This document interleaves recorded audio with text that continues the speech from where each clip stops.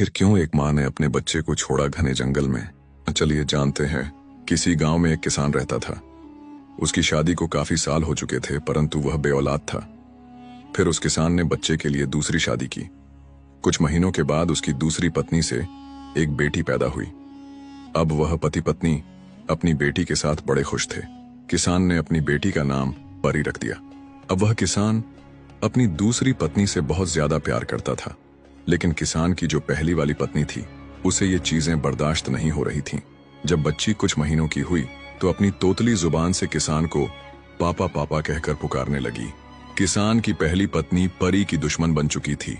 परी की माँ तो सारा दिन घर के कामकाज करती, लेकिन किसान की पहली वाली पत्नी किसान के साथ खेतों में काम करवाया करती थी। एक दिन किसान की दूसरी पत्नी खेतों से कुछ सब्जियां तोड़ने गई हुई थी। किसान की पहली पत्नी ने इसी बात का फायदा उठाया और परी को अपनी गोद में उठाकर जंगल में ले आई। फिर उसे जंगल में छोड़कर चली गई ताकि उसे जंगली जानवर खा जाए। अब वह मासूम बच्ची झाड़ियों में इधर उधर फिरने लगी। रात होने लगी और बच्ची रोते रोते माँ की याद में वहीं सो गई। सुबह जब हुई तो बच्ची भूख से बिलखती हुई आगे एक पेड़ के नीचे जा बैठी। उसी पेड़ पर एक बंदरिया अपने बच्चों के साथ थी। उस पेड़ की दूसरी तरफ एक छोटी सी कुटिया बनी हुई थी जिसमें एक साधु रहते थे, और वह बंदरिया भी उसी साधु बाबा के पास रहती थी। जब उस बंदरिया ने छोटी सी मासूम बच्ची के रोने की आवाज सुनी तो उस बंदरिया ने जल्दी से बच्ची को गोद में उठाकर अपना दूध पिलाया और फिर उसे उठाकर साधु की कुटिया में ले आई। तभी वह साधु बाबा, जो कहीं भिक्षा मांगने के लिए बाहर गए हुए थे, वापस अपनी कुटिया के पास आ गए। कुटिया के अंदर उन्होंने देखा बंदरिया की गोद में एक सुंदर सी प्यारी बच्ची है। साधु बाबा ने फौरन उस बंदरिया से बच्ची को अपनी गोद में लिया और सोचने लगे, पता नहीं यह किसकी बच्ची है और कहां से आई है। फिर साधु बाबा प्यार से उस बच्ची का ख्याल रखने लगे। उन्होंने उसका नाम उजाला रख दिया। अब वो बच्ची कुटिया से बाहर निकलकर हर रोज उस बंदरिया के बच्चों के साथ खेलती और वो बंदरिया सुबह शाम उस इंसानी बच्चे की बड़े प्यार से देखभाल करती थी। समय बीतता गया। देखते ही देखते वह बच्ची 6 साल की हो गई तो वो साधु बाबा को बाबा बाबा कहकर पुकारने लगी और उस बंदरिया को ही अपनी माँ समझने लगी। बाबा जब भगवान भोलेनाथ की पूजा पाठ करते तो वो बच्ची भी उनके पास बैठकर भगवान भोलेनाथ की पूजा पाठ करने लगती। जब बाबा मंत्र पढ़ते तो वो बच्ची भी मंत्रों को पढ़ती। बाबा ने उस बच्ची को बहुत अच्छे संस्कार दिए थे। अब उजाला 16 साल की हो चुकी थी। वह पहले से भी ज्यादा खूबसूरत दिखने लगी थी और जंगल के जानवर, परिंदे और वो बंदरिया ही उसके दोस्त थे। वह बाबा और खुद के लिए और बंदरिया के लिए भोजन बनाती। एक दिन साधु बाबा उजाला से कहने लगे, बेटी, मुझे दूसरे शहर में भिक्षा मांगने के लिए जाना पड़ेगा। मैंने तुम्हारे लिए इस कुटिया में हर चीज का बंदोबस्त कर दिया है। इतना कहकर वो साधु बाबा वहां से चले गए। अब उजाला और बंदरिया ही उस कुटिया में रह गए थे। शाम को जब उजाला ने खाना बनाया तो पूजा पाठ करने का वक्त हो गया। जब वह भगवान भोलेनाथ की पूजा पाठ करने में व्यस्त थी तो बंदरिया के एक बच्चे ने पानी फेंक कर आग बुझा दी। जब उजाला ने यह सब देखा तो परेशान हो गई और सोचने लगी, मुझे आग जलाने में बड़ी मुश्किल होती है, अब खाना कैसे बनेगा। परेशान होकर उजाला झोपड़ी से बाहर निकली। उसने बाहर कहीं से धुआं उठता देखा तो वह उस धुएं को देखकर एक झोपड़ी के पास पहुंच गई। उस कच्ची झोपड़ी के अंदर एक राक्षसी बुढ़िया थी। बुढ़िया का एक बेटा भी था जो कि बड़ा आदमखोर था, लेकिन वह घर पर नहीं था। जब उस बुढ़िया ने उजाला को देखा तो उसके मुंह में पानी आ गया और वह सोचने लगी, काश इस वक्त मेरा बेटा घर पर मौजूद होता। अब मन ही मन उसने योजना बनाई कि जब तक उसका बेटा नहीं आता वह इस लड़की को बातों में लगाकर यहीं रोके रखेगी। फिर वह बुढ़िया बोली, बताओ बेटी, यहाँ कैसे आना हुआ। उजाला बोली, मुझे खाना बनाने के लिए थोड़ी आग की जरूरत है, क्या आप मुझे थोड़ी सी आग दे सकती हैं। वो बुढ़िया कहने लगी, बेटी, आग तो तुम्हें मिल जाएगी, लेकिन बदले में तुझे मेरा भी एक काम करना होगा। मैं बूढ़ी औरत हूँ और मुझसे घर का काम बहुत मुश्किल से होता है। मेरा बेटा आने वाला है, उसे बहुत भूख लगी होगी। दूसरी तरफ बाजरे के दाने पड़े हैं, तुम चक्की में पीसकर उसका आटा बना दो। उजाला ने जल्दी से बाजरे के दाने पीस दिए और बुढ़िया के पास आई और कहने लगी, अम्मा, मैंने आटा पीस दिया है, अब जल्दी से मुझे आग दे दो। बुढ़िया कहने लगी, बच्ची, तुम कितनी अच्छी हो और देखो ना मेरा घर कितना गंदा है। तुम तो जवान हो, मेरे घर की थोड़ी सफाई कर दो। उजाला ने फौरन झाड़ू पकड़ी और जल्दी से पूरे घर की सफाई कर दी। लेकिन वह बुढ़िया बार बार बाहर का रास्ता देख रही थी और दिल ही दिल में सोच रही थी, आखिर मेरा बेटा आज जल्दी घर क्यों नहीं आ रहा। अब मैं और कितने बहाने बनाकर इस लड़की को रोकूं। इतने में उजाला बोली, अम्मा, मैंने तुम्हारे घर के सारे काम कर दिए, अब तो मुझे आग दे दो ताकि मैं अपने घर चली जाऊं। बुढ़िया कहने लगी, बेटी वाकई तूने तो सारा काम कर दिया, बस मेरा एक और काम कर दो, पास वाले कुएं से पानी ला दो। नहीं, मैं घर के लिए लेट हो रही हूँ, आपको आग देनी हो तो दो, वरना मैं जा रही हूँ। बुढ़िया कहने लगी, बेटी कैसी बातें कर रही हो, तुम तो बहुत अच्छी हो, रुको मैं आग लाती हूँ। फिर बुढ़िया आग लेकर आई और बोली, ये लो आग और एक मुट्ठी बाजरा भी लो, जहाँ जहाँ से तुम गुजर कर जाओगी वहाँ वहाँ ये बाजरे के दाने छोड़ती जाना। उजाला ने फिर ऐसा ही किया। अब उजाला ने जल्दी से आग जलाई और झट से खाना बना लिया। सबसे पहले उसने बंदरियां और उसके बच्चों को खाना दिया, इसके बाद उसने खुद खाना खाया। उजाला को घर आए हुए कुछ ही देर हुई थी, इधर उस बुढ़िया का आदमखोर बेटा भी घर आ गया।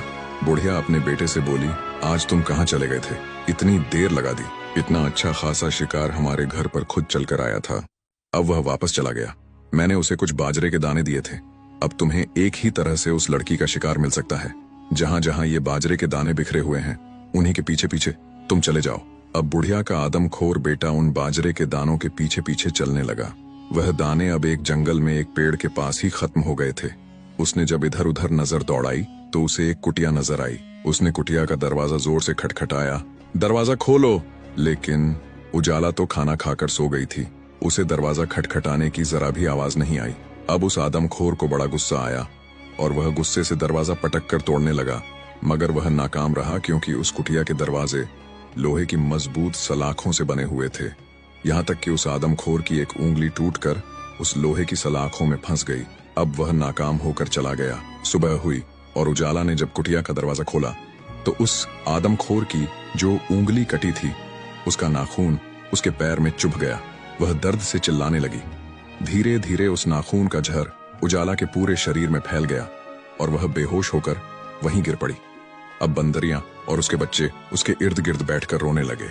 बंदरियां कभी उसका सिर दबाती, कभी पांवों की मालिश करती, लेकिन उजाला नहीं उठी। उसी जंगल में राजा शिकार करने आया था।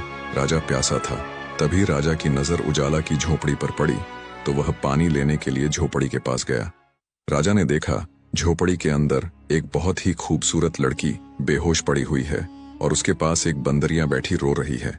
राजा ने लड़की के सीने के पास अपना कान लगाकर सुना तो उसे पता चला कि अभी भी उसकी सांसें चल रही हैं। फिर राजा की निगाह उसके पैर पर पड़ी तो उसने देखा कि उसके पैर में एक खतरनाक नाखून चुभा हुआ है। जैसे ही राजा ने लड़की के पैर से नाखून निकाला तो वह लड़की तुरंत उठकर बैठ गई।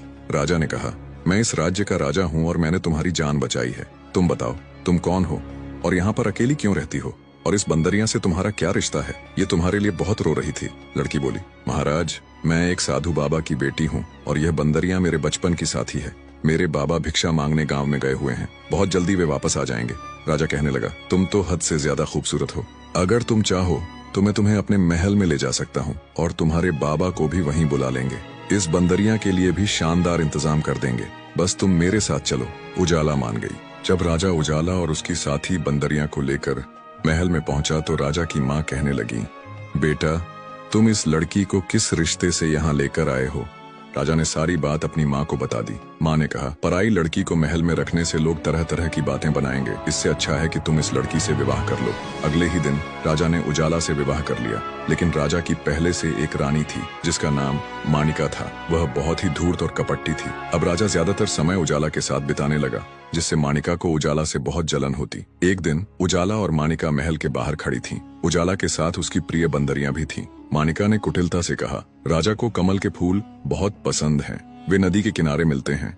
यदि तुम राजा के लिए कमल का फूल ले आओगी तो उन्हें बहुत प्रसन्नता होगी। उजाला मानिका की बातों में आकर नदी के किनारे कमल का फूल लेने जाने लगी। तभी उसकी बंदरियां उसका पल्लू खींचकर रोकने लगी। बंदरिया ने खतरे को पहले ही भांप लिया था, लेकिन उजाला ने क्रोधित होकर कहा, कभी तो मेरा पीछा छोड़ दिया करो, और वह बंदरिया को नजरअंदाज करके आगे बढ़ गई।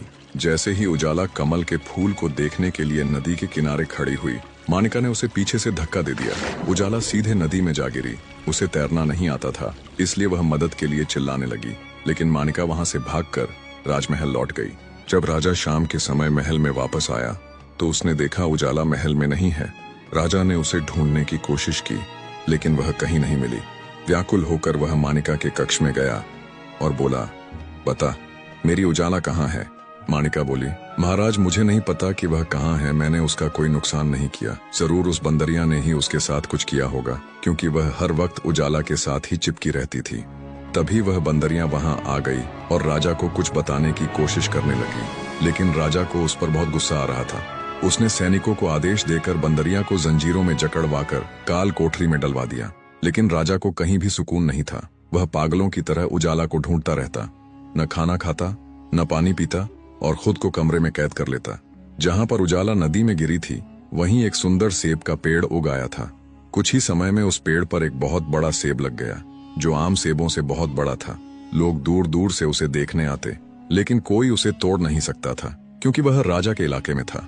इधर किसान अपनी पहली पत्नी को घर से निकाल चुका था और अब वह अपनी दूसरी पत्नी के साथ रहता था, लेकिन वे दोनों अब भी परी की याद में हर वक्त रोते रहते थे। एक दिन किसान की पत्नी खेतों में जा रही थी। थकान महसूस होने पर वह उस सेब के पेड़ के नीचे बैठकर आराम करने लगी। थोड़ी ही देर में उसकी आंख लग गई। उसी समय वह बड़ा सा सेब टूटकर उसकी टोकरी में गिर गया। जब वह जागी तो टोकरी में पड़ा सेब देखकर घबरा गई।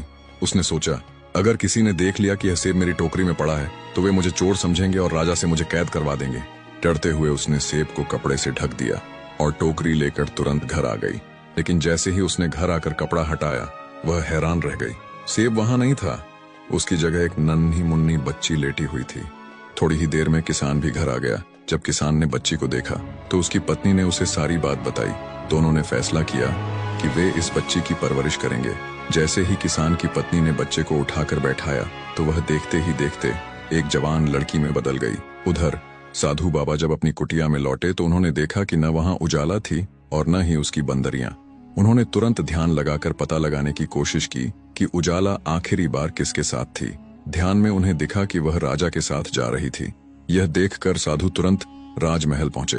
साधु ने राजा से कहा, मुझे बताओ मेरी बेटी कहाँ है। राजा समझ गया कि यह उजाला के बाबा हैं, जो भिक्षा मांगने बाहर गए हुए थे। राजा ने साधु को पूरा वाकया सुनाया। यह सुनकर साधु हैरान रह गए और कहने लगे, मेरी बेटी मर नहीं सकती, क्योंकि मैंने उसे ऐसी ऐसी तंत्र मंत्र विद्या सिखाई थी कि मेरी बच्ची अपनी खुद की हिफाजत कर सके और कोई शैतानी ताकत उसका कुछ नहीं बिगाड़ सकती। अगर कोई नुकसान पहुंचाने में कामयाब हो भी गया तो मेरी बेटी फिर भी बचकर सामने आ जाएगी, किसी इंसान की सूरत में या फिर किसी फल या फूल की सूरत में। अच्छा, उसके साथ एक बंदरिया भी थी, वह कहाँ है। राजा बोला, उसे मैंने काल कोठरी में कैद कर रखा है, क्योंकि उसी बंदरिया ने ही मेरी उजाला को नुकसान पहुंचाया है। बाबा ने कहा, वह बंदरिया ऐसा नहीं कर सकती, तुम मुझे उस बंदरिया के पास लेकर चलो। अब राजा और साधु काल कोठरी की ओर बढ़ चले। बंदरिया को जैसे ही आजादी मिली, उसने राजा के कपड़े पकड़कर खींचने लगी। राजा को गुस्सा आया, लेकिन बाबा ने कहा, यह बेजुबान तुझे कुछ बताना चाह रही है। राजा और साधु घोड़े पर बैठकर बंदरिया का पीछा करने लगे। थोड़ी देर बाद वह बंदरिया एक किसान के दरवाजे पर जाकर रुक गई। किसान के दरवाजे के पास एक कुआं था, जहां एक लड़की पानी भर रही थी। राजा ने ध्यान से देखा तो उसे वह लड़की उजाला जैसी लगी। जैसे ही राजा उस लड़की की ओर बढ़ा, वह लड़की तुरंत घर के अंदर चली गई। राजा के पास खड़ी बंदरिया किसान का दरवाजा पटकने लगी। इतने में किसान की पत्नी ने दरवाजा खोला। राजा ने तुरंत कहा, अभी अभी जो लड़की अंदर गई है वह मेरी पत्नी है। किसान की पत्नी बोली, महाराज आप क्या कह रहे हैं, वह हमारी बेटी है, हम गरीब लोग हैं, वह आपकी पत्नी कैसे हो सकती है। राजा मायूसी में वापस लौटने लगा, लेकिन बंदरिया फौरन किसान के घर में घुस गई। अंदर जाकर उसने देखा कि उजाला एक कमरे में बैठी हुई थी। उजाला ने तुरंत बंदरिया को पहचान लिया और उसे गले लगाकर फूट फूट कर रोने लगी। फिर किसान की पत्नी बोली, यह बंदरिया कौन है बेटी। फिर उजाला ने अपनी माँ को सारी कहानी सुनाई। एक दिन मेरी सौतेली माँ ने मुझे उठाया और जंगल में छोड़ दिया। मैं बहुत रोई और भूखी प्यासी भटकती रही। उसी समय एक बंदरिया ने मेरी मदद की और मुझे अपनी संतान की तरह पाला। फिर साधु बाबा मिले, जिन्होंने मुझे बेटी बनाकर अपने पास रखा। ये बंदरिया भी उन्हीं साधु बाबा की है। बाबा मुझे घर पर छोड़कर बाहर गए हुए थे और तभी मेरे साथ यह हादसा हुआ। बाद में एक राजा ने जंगल में मेरी जान बचाई। उजाला की माँ ने कहा, इसका मतलब राजा सच कह रहे थे, तुम ही उनकी रानी हो और मेरी बेटी भी। किसान की पत्नी अपनी बेटी को गले लगाकर खूब रोई और बोली, बेटी क्या तुम अब महल जाना चाहती हो। उजाला ने कहा, अम्मा अगर राजा को यह पता चल गया कि मैं एक मामूली किसान की बेटी हूँ तो क्या वो मुझे दोबारा अपनी रानी बनाएंगे। इतनी ही देर में दरवाजे पर दस्तक हुई। जब दरवाजा खोला गया तो साधु बाबा के साथ राजा खड़े थे। उजाला ने साधु बाबा को देखा और दौड़कर उनके गले से लग गई। वह फूट फूट कर रोने लगी और बोली, बाबा, मुझे आपकी बहुत याद आती थी। साधु बाबा ने उसके सिर पर हाथ रख कर कहा, बेटियां ससुराल में ही अच्छी लगती हैं। देखो, तुम्हारा पति तुम्हें लेने आया है। राजा उजाला के करीब आया और कहा, देखो मेरी प्रिय रानी, मैंने तुम्हें आखिरकार ढूंढ ही लिया। उजाला खुशी से भर उठी। राजा उसे लेकर फौरन महल पहुंचा। महल में पहुंचते ही राजा ने सैनिकों से पहली रानी को बुलाने को कहा। जब पहली रानी आई, राजा बोले, हमने तुम्हें बहुत प्यार दिया था, पर तुमने हमें धोखा दिया। हम तुम्हें कड़ी से कड़ी सजा देंगे। राजा ने फिर अपनी बड़ी रानी को सैनिकों से बहुत सारे कोड़े लगवाए। उसके बाद उसे काल कोठरी में बंद करवा दिया। अब राजा और उजाला खुशी खुशी रहने लगे।